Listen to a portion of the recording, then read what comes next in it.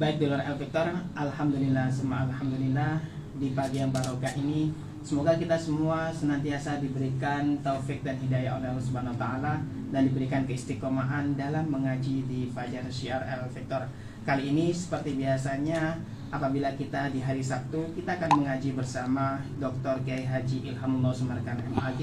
Namun beliau akan dibadalkan oleh guru kita juga, yakni adalah Bapak Kiai Yahya Aziz MA yang merupakan dosen di Universitas Islam Ampel Surabaya, pengasuh majelis Taklim Miftahul Jannah dan staf pengajar di Al Jihad Pondok Al Jihad Surabaya. Baik Dulur Al Victor, Anda juga nanti bisa bergabung dengan kami di 081234939390 atau Anda juga bisa mengikuti kajian pada pagi hari ini melalui live Instagram Radio El Victor.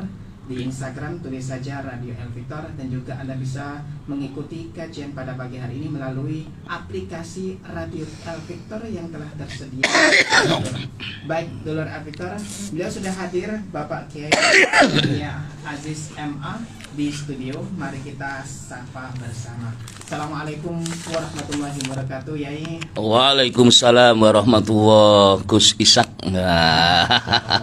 Kali tamu kita siapa namanya ini? Rocky. Yai Rocky. Oh iya Rocky, Gus Rocky. Ya Allah. Ini baru pertama kali kalau ya. kali panjenengan. Saya hari ini alhamdulillah ditakdirkan oleh Allah bertemu panjenengan.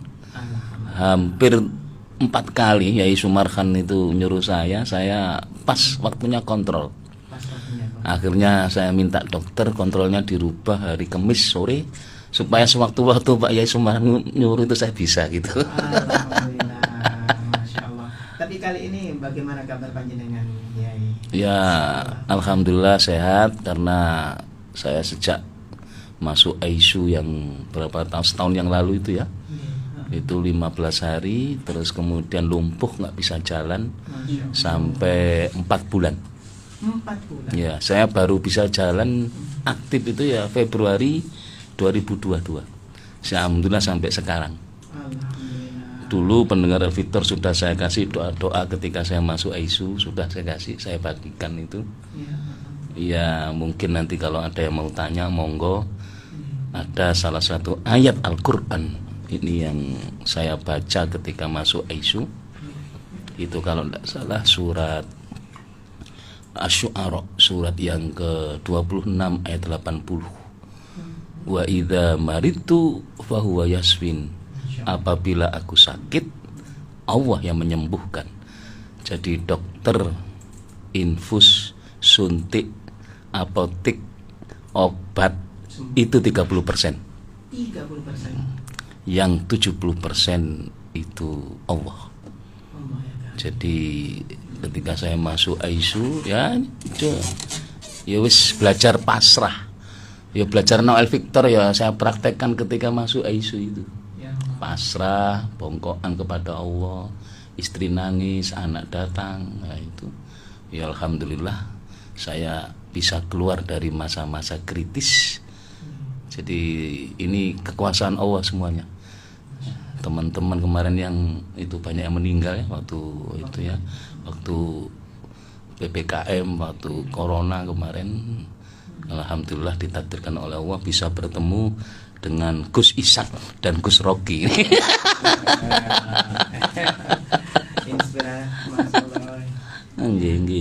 Semoga panjenengan kali keluarga juga sehat walafiat. Iya alhamdulillah. Makanya saya nggak bisa siaran malam ya, ngapunten.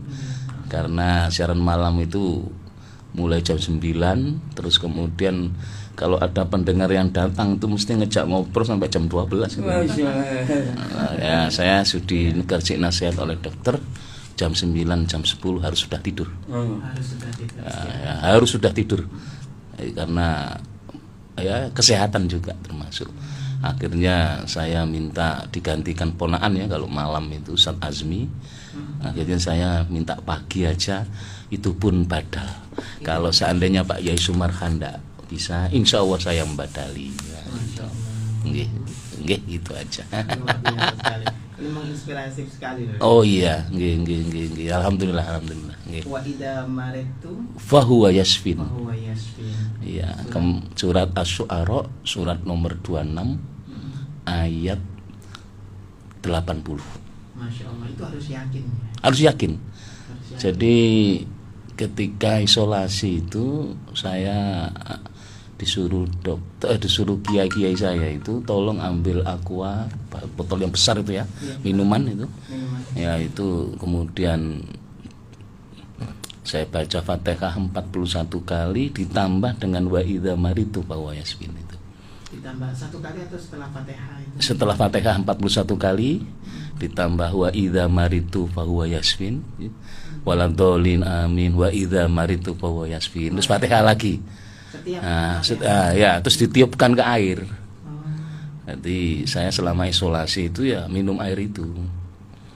Nanti kalau botol minuman itu segini belum habis dicoki lagi. Iya, tambah lagi. Nanti doanya kan biar nyambung. Jadi nggak harus sampai habis ketika ya. Pokoknya sebelum habis dicoki lagi. Kan nyambung nanti.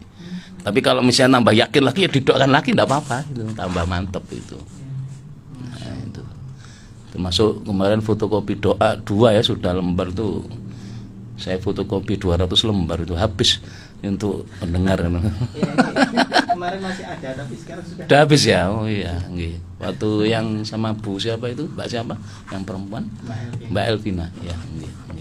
Gitu. Baik, Yai, mungkin Nggih. kita langsung bisa ke topik Nggih. kali ini, kepribadian Rasul sebagai pendidik. Iya, Gitu ya. nggih. Monggo. Iya, bismillahirrahmanirrahim. Jadi Gus Rocky dan Gus siapa ini namanya? Isa.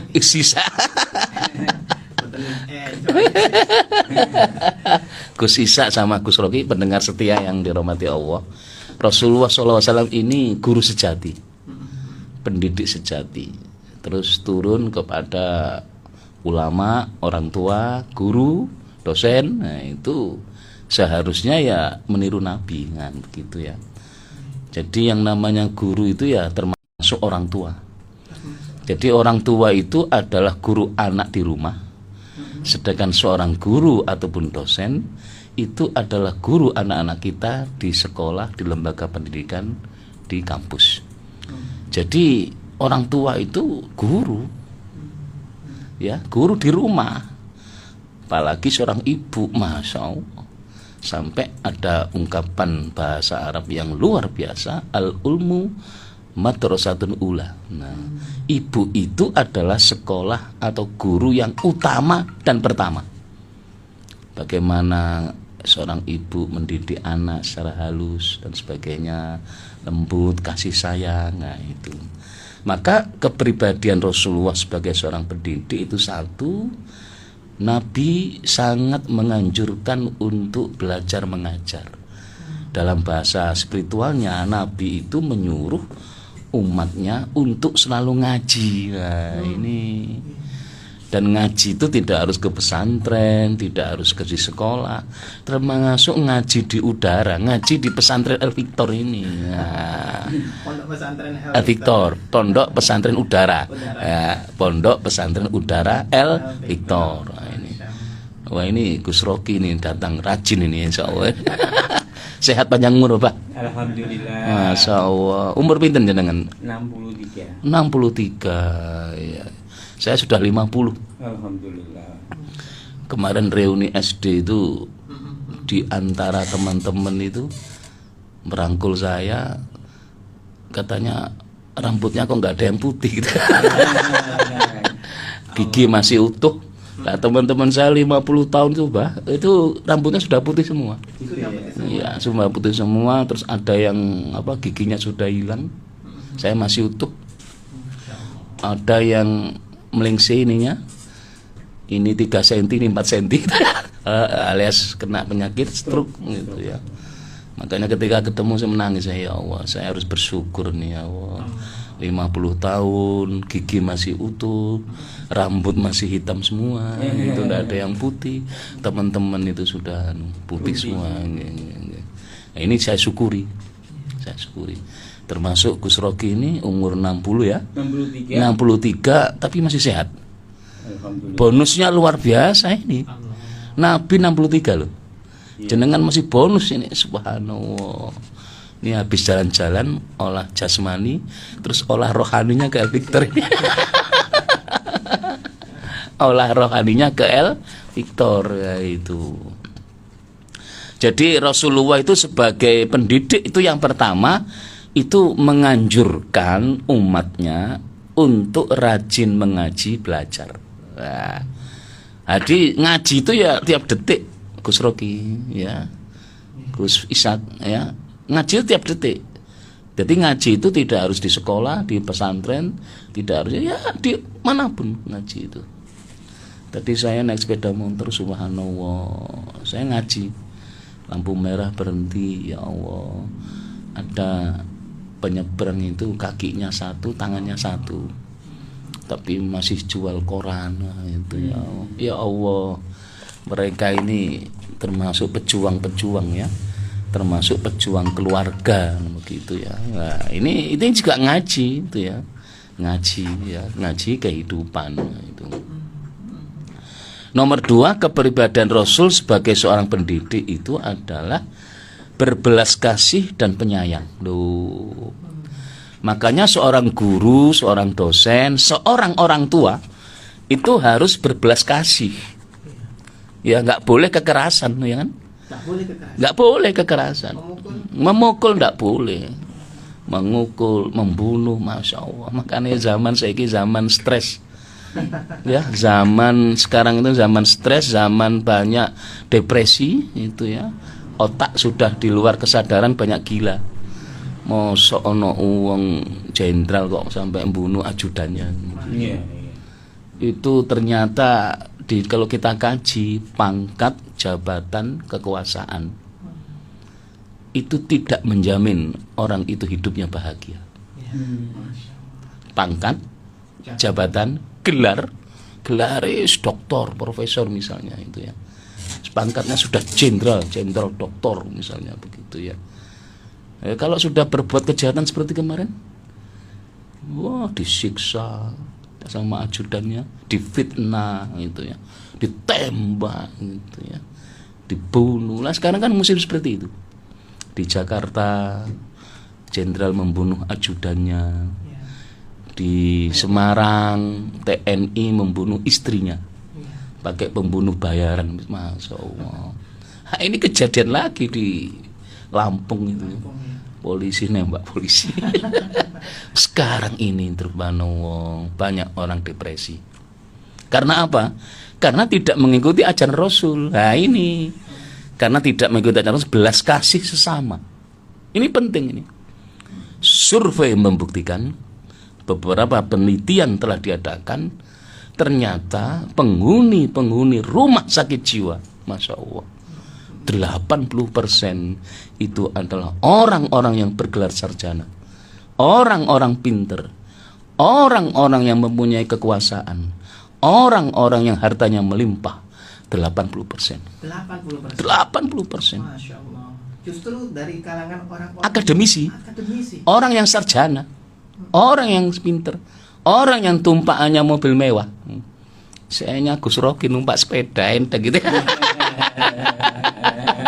Kulo gak ada masalah. Wis penting kan bahagia. Seperti hidup.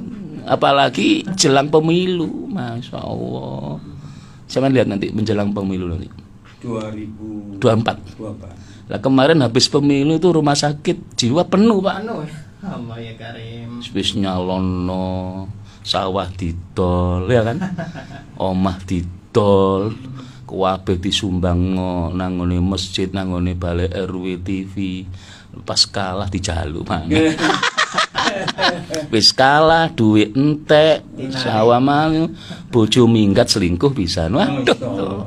Akhirnya enggak kuat, uang habis, bergelar sarjana, pangkat tinggi, enggak kuat masuk rumah sakit jiwa. Saya bantu lah rumah sakit jiwa Menur, Malang itu. Roto-roto 80% orangnya bergelar sarjana. Loh. 80% itu adalah mantan anggota dewan, mantan pejabat, mantan ini. Dan mereka kan orangnya kaya, tapi yang kaya hanya fisiknya, bukan kaya hatinya. Lah kula panjenengan sugih ati insyaallah. Sugih dulur. Wah itu. Masya Allah, ketemu Gus Rocky, Gus apa jenenge? Gus Isa sok guyu. Alhamdulillah. Jadi orang tua, guru, dosen, siapapun lah pejabat, siap menjadi profesi harus niru Rasulullah, berbelas kasih sayang. Walaupun dia seorang jenderal harus niru berbelas kasih sayang. Apalagi orang tua, apalagi suami. Suami harus niru Rasulullah. Dan Rasulullah adalah seorang suami selama hidupnya belum pernah nyentak, apalagi memukul terhadap istrinya. Saiki ana wong lanang sugih titik ya Allah ngablok bojone, nyentak bojone. Adik bojone wani pisan saiki. Ayo lapo kon. Diwalik loh, iya. Ya saya pernah nangani waktu kajian malam itu, ya itu istrinya dia curhat ke sini itu, berani tak tantang Pak. Kono ngaplok ya aku nyuwuk wajan tak kaplok bisa. Istrinya.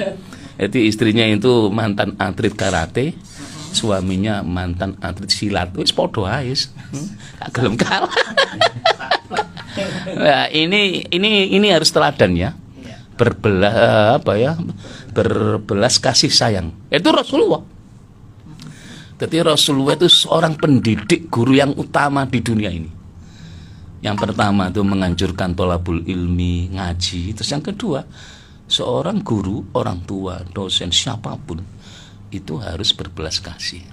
Termasuk ngapunten orang tua, bapak ibu.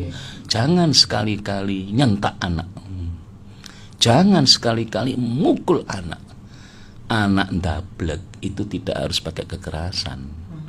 Anak ndablek itu adalah teguran Allah. Nek anakmu bedhi, bojomu wani, sudah diam, ambil air wudhu, sujud yang lama, mari di-Fatihai. Nah, itu cara yang cerdas. Percuma kita ngeladeni itu.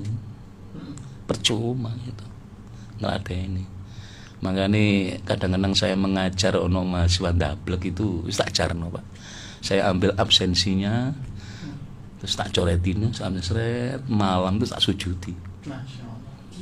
Iya tak doano. Ndak ana mahasiswa gondrong rambute wis gak usah potong, gak usah ngomong ngono. Ya Allah, muga-muga iki nang potong. Ya, tak macano Fatihah, alhamdulillah rong wulan ya potong-potong dhewe. Paham nggih? Paham nggih? Jadi ini apa ya? Lakonnya Rasulullah seperti itu. Dia mendidik umat, mendidik sahabat itu dengan berbelas kasih sayang. Terus yang ketiga, Mas Gus Isa sama Gus Rocky. Yang ketiga, bagaimana cara Rasulullah mendidik umat supaya dia cinta pada Allah dan Rasulnya, itu adalah dengan lemah lembut kasih sayang loh. Bahasa Al-Qur'annya, bahasa hadisnya, Rasulullah mendidik anak itu tidak emosional. Iki ngono ya gampang ngomongi, wabet nglakoni gitu. Loh iya.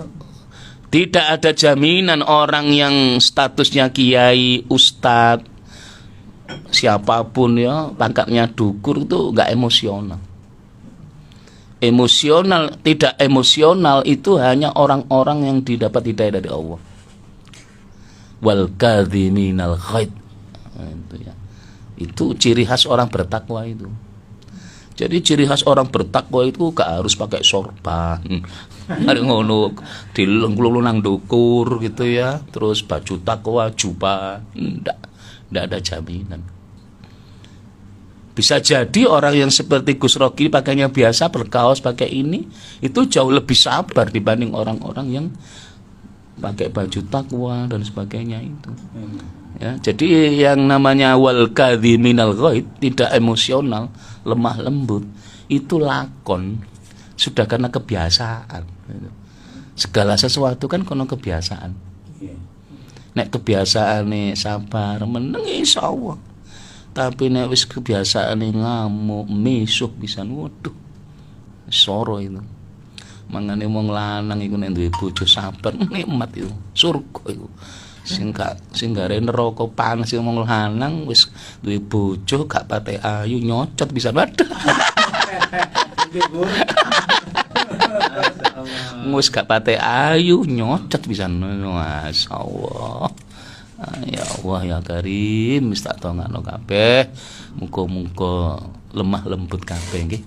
Suami lemah lembut, istri lemah lembut, anak lemah lembut. Gejolak rumah tangga ki ono ae. Kalau ada kedewasaan insya Allah ya dengan tirakat. Tapi kalau nggak punya kedewasaan ya emosi. Ya koyo dul sambu itu ya. Dul sambu. Ya Allah, Allahumma shalli ala Muhammad. Jadi Waalaikumsalam Gus Hilmi, tambah seger wae.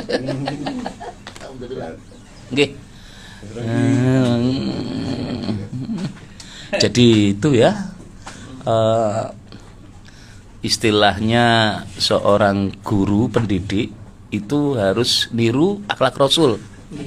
Jadi kepribadian Rasul yang pertama itu selalu mendorong untuk ngaji, belajar. Rasulullah itu berbelas kasih. Terus Rasulullah itu lemah lembut terhadap siapapun. Terhadap siapapun. Yeah. Walaupun musuh ya. Walaupun musuhnya, Rasulullah tidak membenci, malah mendoakan. Itu ya. Rasulullah belum pernah membenci orang-orang Yahudi, orang-orang Nasrani ketika dia memusuhinya. Itu. Malah didoakan. Wah ini pelajaran hidup ini, pelajaran hidup. Dan itu wangel itu. Biasanya kan wong iku nek apik ambil wong sing apik. Tapi kadangkala wong ngapiki wong sing tamung fitnah itu jarang, angel itu. Angel. Wis angel ya. Wis angel tuturane ngono gitu ya. Makanya ya Allah, Rasulullah bersabda innama buistu li utammima makarimal akhlak. Betul-betul dandani perilaku. Akhlak gitu. Sekarang ini kan krisisnya satu itu Pak, krisis akhlak. Jabatan tinggi, gelar tinggi, kalau nggak punya akhlak rusak itu. Rusak itu. Akal sudah hilang. Makanya kemarin kasus Jakarta itu seorang jenderal membunuh ajudan, terus seorang suami TNI membunuh istri pakai pembunuh bayaran. Masya Allah. Kejadian ini luar biasa. Karena apa? Ternyata pangkat, jabatan, gelar tidak menjamin orang itu hidup bahagia. Ya sudah kehilangan akhlak. Betul-betul krisis sekarang itu. Krisis akhlak. Bisa dilanjut? Understand?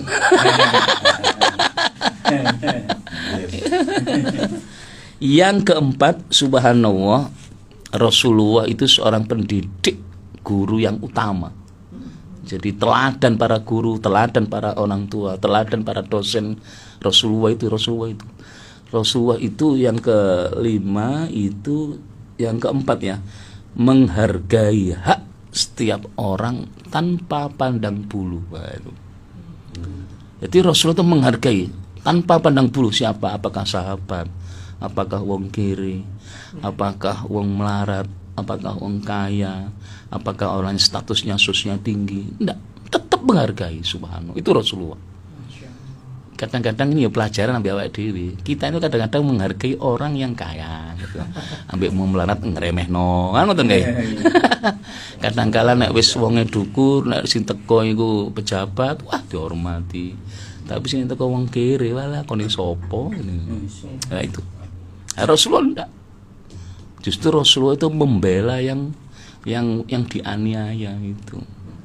Membela orang miskin, membela orang melarat, membela orang-orang yang dizolimi dan sebagainya itu ya. Nah, itu Rasulullah. Makanya kita sebagai orang tua, guru, dosen, pendidik, siapapun pejabat, nirulah akhlak Rasul ini. Rasul itu pendidik utama yang tidak pandang bulu terhadap siapapun. Nah, itu basa pojok kampungnya gak pilih kasih, nah, gitu ya.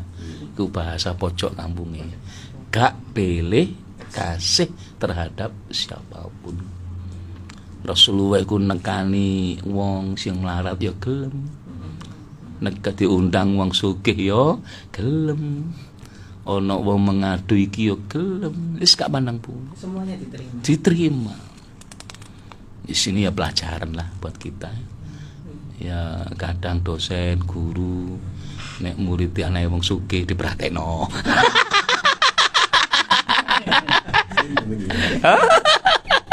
Konten kasus ya. Ya banyak itu. Tapi nek iki ana anake wong melarat dijarno. Nah, itu. Ya termasuk yang ngapunten ya ustad-ustad atau kiai-kiai yang kondang gitu ya.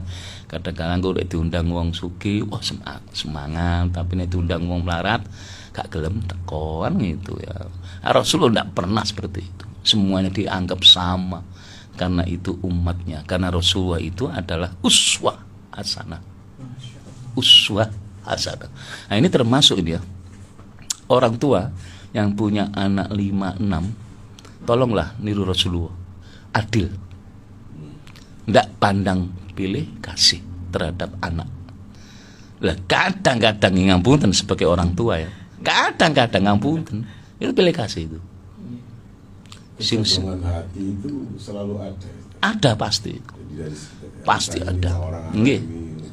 yang paling Iya. Ini ada curhatan pendengar ya. Ya waktu dulu saya siaran malam datang itu, Pak. Saya ditegur oleh Allah. Loh kenapa? Anakku loro, Pak. Tapi saya lebih sayang terhadap anak yang ragil. Anak yang pertama gak tak gatekno. Nah itu. Nah suatu hari dia dapat tugas dari kantor ke Jakarta itu. Oleh sangu wake kan. Wis teko kantor oleh sangu, terus ndokone disangoni. Yang diinget-inget tuh ngapunten siapa? Anak yang kedua. Ditukokno jam tangan, tukokno pakaian sing reken larang begitu. Begitu kemudian dilalah ya, sudah beli tiket, besoknya mau pulang, tidur di hotel, kemudian kebangunannya itu apa kerinan deh. Waduh, ketinggalan kurang 1 jam ini. Wah, itu ya nyeluk ojek gitu ya, nggak pakai mobil. Kadang nyeluk ojek supaya cepet gitu ya. Ternyata sampai di bandara ya selamat. Masuk pesawat sudah selamat. Begitu sampai pesawat dia ingat, ya Allah, barang-barangnya ketinggalan di hotel. Ketinggalan punduk dalan nggak tahu lupa. Terus diskusi sama sebelahnya, ditegur sampai yang terlalu mengistimewakan anak yang kedua. Makanya gak eling anak pertama, sampai ditegur. Akhirnya barang sampai hilang supaya adil. Supaya adil. Ya itu memang kesalahan orang tua ya. Jadi orang tua tidak selamanya benar, tapi juga ada salahnya selama dia tidak berlaku adil. Dan Rasulullah itu subhanallah adil ya. Bahkan dia terhadap anaknya yang bernama Fatimah, kalau dia mencuri tetap dia dihukum potong tangan itu. Wis gak pandang bulu. Itu terhadap anak, apalagi terhadap orang yang lain. Nah, begitu. Bisa dilanjut? Hah? Bisa dilanjut? Hah? Bisa dilanjut? Oke. Tak terus loh. Yang kelima, Rasulullah itu sebagai pendidik yang harus kita tiru ya, sebagai orang tua, guru, dosen, polisi, jenderal dan sebagainya itu. Rasulullah itu subhanallah pendengar yang baik terhadap orang siapapun yang berbicara di depannya. Dirungokno, diperhatekno. Nggih ngapunten, kadang wong iku nek wis dukur gelare, dukur pangkate, ana wong ngomong ndok ngarep wis gak direken. Cuek. Pemane musim iki HP Sono wong ngarep pura-pura ngene, wis gak dirungokno blas. Nah, itu. Rasulullah itu menghormati itu. Betul itu. Apa ya? Sopan santunnya terhadap lawan bicaranya itu loh. Tinggi itu. Wis gak pandang bulu itu. Baik iku melarat, baik iku wong sugih, baik itu pekerja keras dan sebagainya. Nah, itu. Malah Rasulullah itu sering menghormati orang yang miskin, yang pekerja berat. Miskin Iya, tolong ya ambil tukang-tukang misalnya Rasulullah itu mesti marani. Tukang sampah disalami, padahal tangannya kotor. Kata Rasulullah, tangan-tangan inilah tangan-tangan surga, kan begitu ya. Paham nggih? Tangan-tangan inilah tukang sampah, tukang kuli. Karena dia bekerja demi membutuhkan nafkah keluarga. Itu tangan-tangan surga. Ya Allah. Lah kula panjenengan kadang-kadang ya gila ndelok wong ngene iku ya. Tukang sampah rek opo en begitu. Tukang parkir opo itu. Ono jenengan jalan-jalan ono tukang sapu opo. Mesti ada perasaan seperti itu. Diakui atau tidak diakui, jujur tidak jujur, pasti itu. Dan Rasulullah subhanahu akhlaknya luar biasa, ditemoni. Ini bahasa saya itu ya, ojo rumongso merasa lebih di hadapan orang-orang itu. Siapa tahu dia itu adalah kekasih Allah, kan begitu. Iya. Makanya wali-wali Allah itu nyamar jadi pengemis, nyamar dari tukang sapu. Sehingga tidak banyak direken. Nggak direken, supaya nggak direken. Dan hanya para wali yang tahu. Hanya para wali yang tahu. Oh, itulah kekasih Allah. Orang biasa nggak bisa tahu. Waktu ceritanya Gus Dur tahu ya. Allah yarham. Gus Dur nyambangi Kiai Haji Said Agil Sirot di kos-kosannya di Mekah itu. Kemudian Gus Dur mengajak Kiai Said Agil jalan-jalan. Ayo saya tunjukkan walinya Allah. Bayangannya Kiai Said Agil itu walinya Allah itu sorbanan. Terus kopi apa jubahe diulur mriki. Terus tasbih pentole sak pentol itu. Allah ndak ternyata subhanallah, waktu di Mekah itu Kiai Said Agil ditunjukkan Gus Dur Salim, orang yang di pojok itu, pengemis yang pakai begini, nah itu minta doa. Terus diparani sama Kiai Said Agil itu, ya Syekh saya minta doa. Apa jawabannya si pengemis? Ya Allah, dosa apa sampai saya menyamar kok diketahui oleh Gus Dur, kan gitu ya Allah. Langsung lari itu pengemisnya itu. Kaget, hilang seret hilang. Itu sakit mau minta doa itu. Disuruh Gus Dur. Iya itu. Makanya harus hati-hati. Ini pelajaran juga. Jangan kita status kita sebagai orang tua yang sukses, guru yang sukses, jenderal yang sukses, dosen yang sukses, meremehkan tukang sapu, meremehkan tukang sampah, meremehkan hal yang kecil seperti itu. Siapa tahu dia itu adalah kekasih Allah. Iki yo gampang ngomong itu, wah buat nglakoni. Ya Allah. Orang yang tidak mau mendengar orang yang lebih kecil. Iya, rendah, iya. Iya.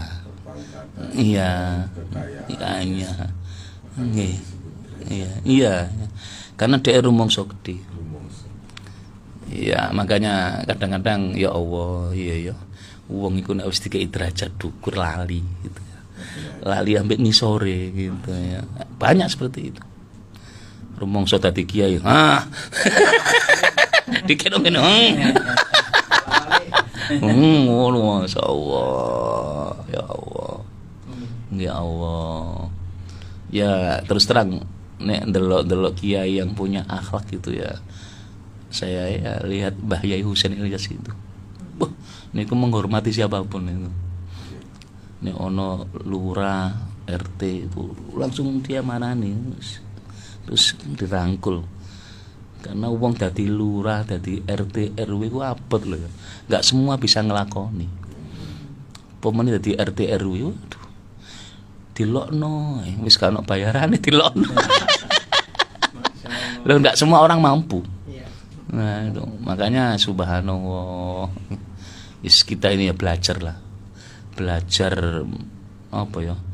Ono uang teko ngomong ya belajar dirungokno lah. Aja sampai diremehno.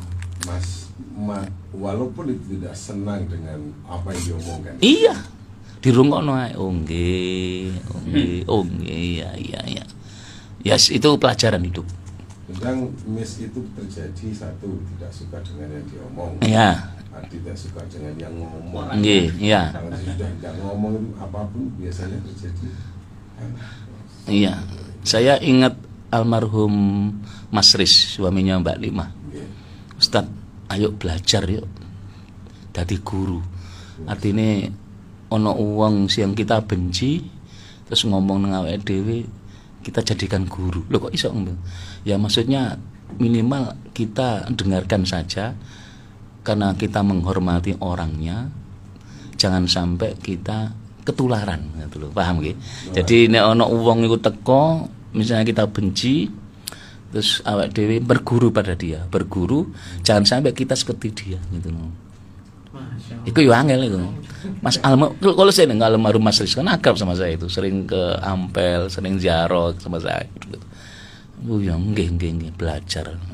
Artinya ini belajar ngajeni wong cilik. Nah itu loh ya. Iku sing angel itu. Ya, belajar. Ada angel beliau ini. Nopo. Nggih. Kalau ngomong itu terlalu mumbul-mumbul. Itu kan kita nggak suka. Atau kalau diajak ngomong itu orang nyambung. Saya sambung lewat aja. Hidupnya itu gimana? Ya wis dihormati ae. Oh nggih. Nggih, makanya kan kita harus belajar apa ya? Siapa yang diajak bicara kan? Nek menghadapi petani nang desa, yo kita sesuai lah. Ya apa panene, parine, jagung nopo dele, saiki sing enak kan nandung brambang kan gitu ya. Lah nek menghadapi petani terus mari ngono dijak ngomong filsafat, wah gak nyambung. Nah, itu berarti ndak ngajeni itu ya. Ya kadang-kadang mahasiswa kita kan gitu. Mulai nang desa pakai jas alma mater, terus ngomong sama mahasiswa, terus bapak ibu sapa petani nduk daerah kulo dijak ngomong masalah itu, filsafat. Ya gak nyambung kan begitu.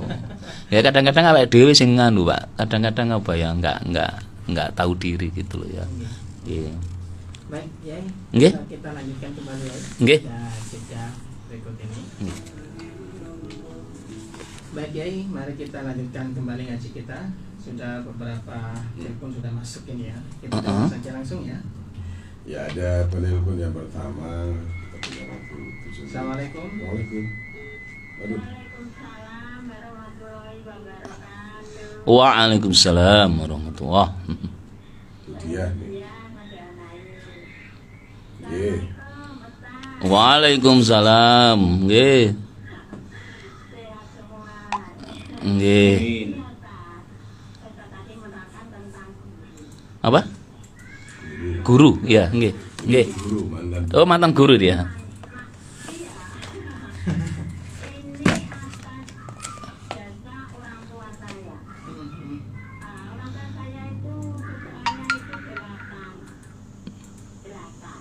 Terus saya itu ditunjuk oleh ayah saya. Kamu masuk, kamu jadi anakku sekolah guru aja. Loh ayah, saya ini orang pendiam, ya pasti bisa. Nah, gitu.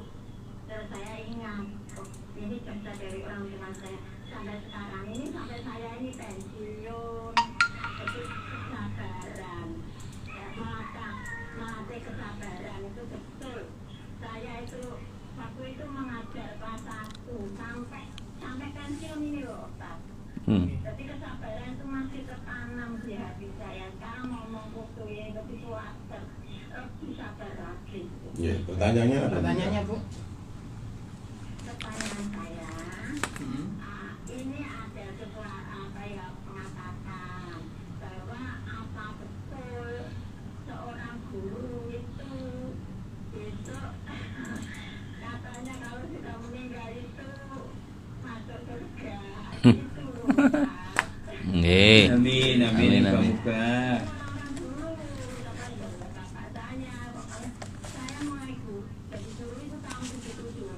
Nggih. Pertanyaannya seperti itu ya. Ya, itu aja. Oke, terima kasih. Ya, apa betul gitu, kita nggak tahu, hanya dari orang tua saya, karena juga orang tua saya bisa menjadi begini. Alhamdulillah Allah meridhoi dari doa dari orang tua saya itu. Saya sekarang dulu pendiam, tapi sekarang banyak ngomong. Nggih. Bu. Nggih. Nggih, siap. Nanti nih, apa betul bisa naik surga? Jadi guru. Jadi guru. Nggih. Amin. Amin. Lebih sabar daripada mengajar waktu mengajar anak dulu. Nggih. Mudah-mudahan diberi sehat. Nggih. Assalamualaikum warahmatullahi wabarakatuh. Waalaikumsalam warahmatullahi. Napa ngoten? Ya semua orang profesi apapun bisa masuk surga, Bu. Asal satu, amanu wa amilus sholihat. Nah, itu beriman dan beramal soleh. Jadi jenderal, TNI, polisi, guru, penyiar, nah termasuk ya masuk surga itu. Tergantung amalnya, yaitu apa? Amanu wa amilus sholihat. Itu yang pertama. Yang kedua, sabar itu memang angel, gampang omongi, abot ngelakoni. Ini subhanallah, ini ada makalah yang luar biasa ini. Wa idza tusibka musibah fasbir laha. Adomat musibatun mubtaliya la yusbir. Jika kamu tertimpa musibah, maka bersabarlah. Sesungguhnya cobaan besar itu adalah ketidaksabaran menghadapi cobaan. Loh, Masya Allah. Setelah setiap kongko diuji nanti. Siji ujian jabatan, ujian gelar, ujian itu. Orang itu kalau sudah gelarnya tinggi, nggak kuat, sombong nanti itu. Orang itu kalau sudah pangkatnya dukur, jenderal misalnya, nggak sok sabar, angkuh dia, semena-mena. Makanya ojo kaget ono jenderal mateni ajudan kan begitu ya. Itu nggih, leres nggih? Leres itu. Ada orang yang diuji subhanallah, nek gak iso sabar ya gak waras-waras. Sakit. Wah, itu nek gak sabar itu tambah remek itu, tambah loro kabeh itu. Makanya saya sudah menghadapi ujian sabar ketika sakit kemarin itu. Lumpuh 3 bulan itu. Lumpuh 3 bulan. Ini sampai dokter, "Mak, kok cepet sampean? Jatah sampean mes tahun ya." Jadi itu dokter sudah memprediksi saya itu setahun. Karena air sudah terkuras, terus kemudian krempeng itu ya. Tapi alhamdulillah dilatih istri berjalan. Terus minta doa pada guru-guru, minta doa. Terus ngakoni salah lah. Terutama salah ambil wong tua, nah itu. Salah ambil guru, salah ambil tonggo, itu ngakoni aja lah. Wong nek gelem ngakoni terus njaluk sepuro, terus latihan insyaallah, Pak. Sing gare enggak waras iku ya ngamukan, wis loro gak iso omahku, ngamuk tok waduh iku tambah suwe ku. Iya. Ini juga ada WA, Pak, minta doanya tadi ya. Surat Asy-Syu'ara, surat yang ke-26 ayat 80.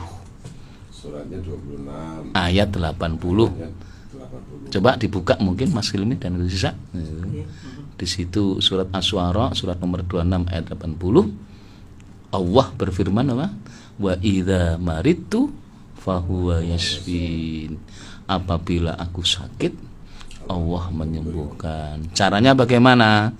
Ya ambil air 1 botol, bacakan Fatihah, tambah ayat itu waladolin amin wa idza maritu fahuwa yashfin sampai 41 kali, terus ditiupkan, terus diminum air itu.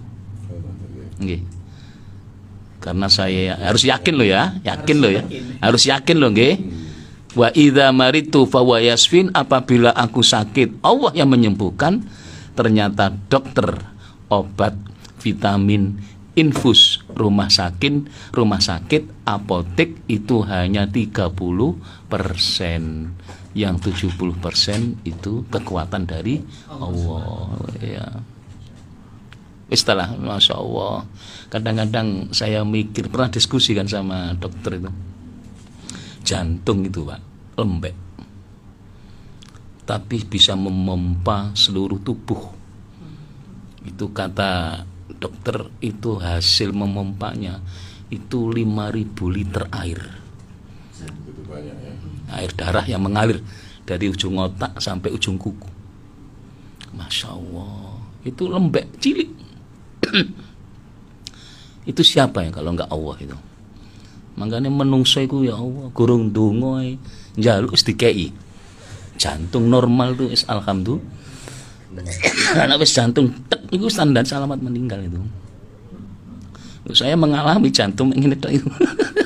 Mengalami, ada di komputer itu atau diperlihatkan itu. Wis ndonga tok ae itu. Terus dianalogikan dengan manusia. Coba manusia dulu punya apa yang ngangkat sumur gitu ya. Ini ngegrek itu ya. Itu paling kuat ya 3 ember, 3 ember. Iku wis kemeng. Lah jantung ini memompa, Pak. 5.000 liter darah itu yang sirkulasi itu. Allahu Akbar. Sampai dokter gedek-gedek gitu ya. Oh ya bener nanti itu berarti ayatnya.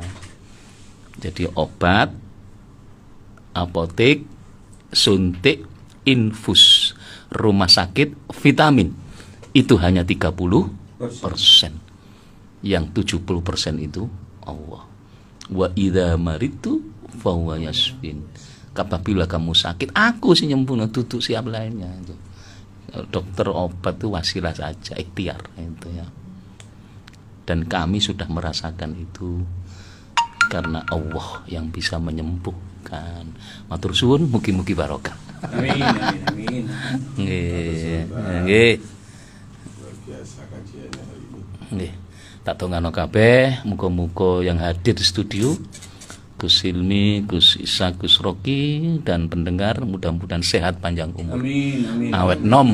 Ya, ya sehat jasmani, sehat rohani, sehat ekonomi. Nah, ini yang penting ya. Sehat rohani, sehat jasmani, sehat ekonomi. Al-Fatihah. A'udzubillahi minasyaitonir rajim. Bismillahirrahmanirrahim. Alhamdulillahirabbil alamin. Matur suwun. Assalamualaikum warahmatullahi wabarakatuh. Waalaikumsalam. Warahmatullahi wabarakatuh.